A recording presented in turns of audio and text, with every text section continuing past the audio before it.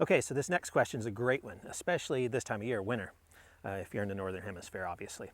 What is the best way to prime the bands in very cold weather, and is it better to use lighter bands than because of it?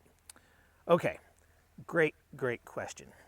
So first, let's go into how Slingshot bands work and why they work. So when we stretch out the bands, you're causing internal friction within the material itself.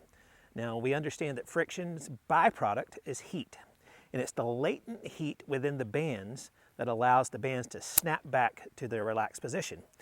So when the bands are extended, we increase the surface area. Now, if we hold at full extension for quite some time in the cold weather, we're creating more surface area for the heat to dissipate from the bands, thereby reducing their ability to retract back to the relaxed position as quickly. So a few things you can do in cold weather.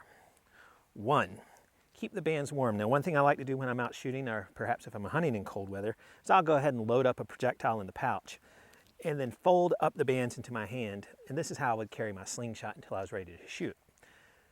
If you're just target shooting, one of the quickest and easiest ways to do this is to just draw your band several times. Every time you draw the band, you're creating internal friction, hysteresis. The byproduct is heat. That is simply warming up the bands. Now, if you wanted to get scientific about it, you could use a contact thermometer, like a little laser gig, and stretch the bands. And you could actually see the temperature of the bands increasing. On a cool day, you can actually feel it. So it is fairly cool out here today. The best way to do it would be to use your lip or your face. You get a lot of sensitivity there. The other question that was within that question is it better to use lighter bands? Not necessarily. So if we have a thicker band, we have more material. That material acts as an insulator to some degree. So there is some advantage to using a slightly thicker band in cold weather. However, like we've said many times over, let's keep this simple and keep it fun.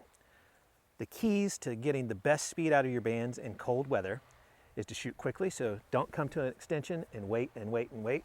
Try to get your shot off more quickly. Second, go ahead and warm the bands up with a few pre-stretches before you make your shot. And then again, when it's so cold outside that none of these things work, it might be a time not to shoot your slingshot outdoors and move it on indoors. So in closing, we got to understand the nature of latex. We understand that drawing the bands out creates internal friction.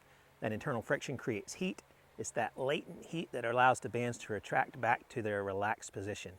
So in cold weather, the big no-nos are coming to full extension and holding it there for a long time, and also not pre-warming your bands by either keeping them in your hands or giving them a few stretches before your shot.